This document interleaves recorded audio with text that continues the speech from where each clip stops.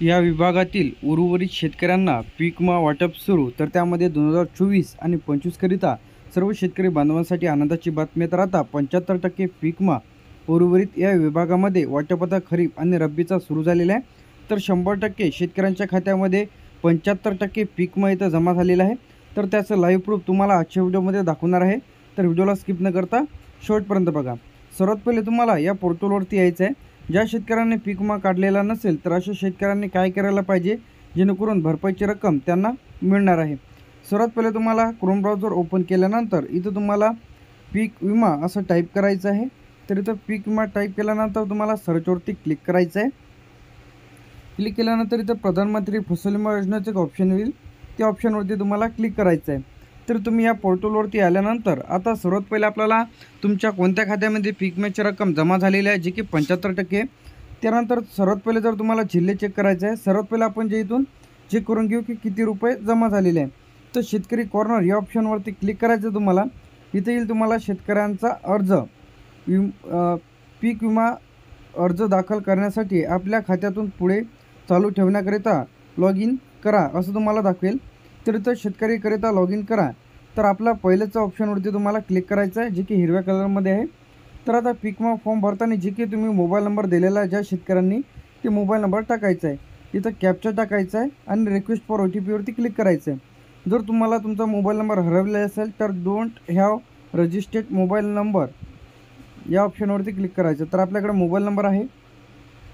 तर कॅप्चा आपण इथं टाकून घेत आहे. कॅप्चा तुम्ही जसाच्या तसा इथं टाकून घ्यायचा आहे. तर कॅप्चा टाकल्यानंतर इथं तुम्हाला आता तुमचा मोबाईल नंबर टाकून रिक्वेस्ट फॉर OTPवरती क्लिक करायचं आहे. तर आपण रिक्वेस्ट फॉर OTPवरती आपण क्लिक करणार आहे. मोबाईल नंबर टाकून क्लिक केल्यानंतर OTP इथं पाठवलेला आहे. OTP आपल्याला आलेला आहे. तर इथं आपण कॉपी आणि पेस्ट इथं OTP केलेला आहे. तर OTP जर तुम्हाला येत नसेल तर तुम्ही इथून रिसेंट OTP करू शकता, जी की टाईम इथं कमी होत आहे. जसं की 00 होईल तर तुम्ही इथून रिसेंट OTP करू शकता. तर आता सबमिटवरती आपल्याला क्लिक करायचं आहे. क्लिक केल्यानंतर अशा प्रकारचं इंटरफेस तुमच्या मोबाईलवरती इथं ओपन होईल. तर आता जे की या उर्वरित विभागामध्ये 75% पीक विमा वाटप सुरू झालेलं आहे. तर इथं हे केल्यानंतर इथून तुम्ही 2024 आता 2025चा पीक विमा फॉर्म भरायचा राहिलेला लवकरच सुरुवात होईल. 23, 22, 21, 20, 19, 18 पासून तुम्ही चेक करू शकता. तर फॉर एक्झाम्पल 2023चा जर चेक करायचं असेल, 2023वरती सिलेक्ट करा. तिथं खरीप असेल किंवा रब्बी असेल, जे की तुम्हाला मिळालेलं नसेल ते चेक करायचं असेल, खाली यायचं आहे. तर यांच्या खात्यामध्ये विम्याची रक्कम इथं जमा झालेली आहे. तर इथं आपण 2023 सिलेक्ट केलं होतं, तर इथं आपण रब्बी सिलेक्ट करणार आहे. रब्बीचासुद्धा यामध्ये जमा झालेला आहे, जे की 2023चा आहे. तर इथं आपण 2022चं जर सिलेक्ट केलं तर इथं काहीच दिसत नाही, म्हणजे यांनी भरलेला नसेल. खरीपवरती सिलेक्ट करून पहा, काहीच दिसत नाही. तर आता आपल्याला 2024चं सिलेक्ट करायचं आहे.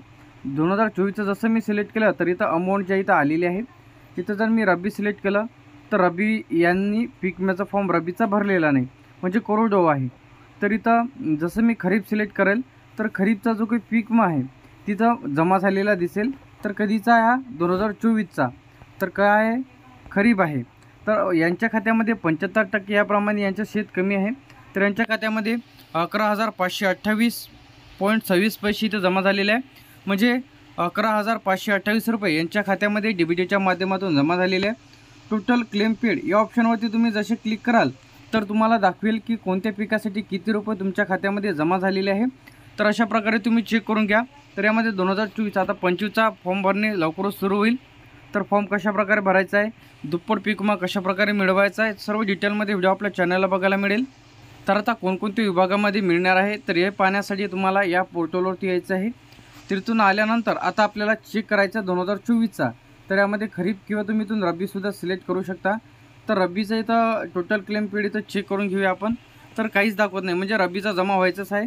इथं टोटल क्लेम पिरियड किंवा फार्मर काहीच दिसत नाही.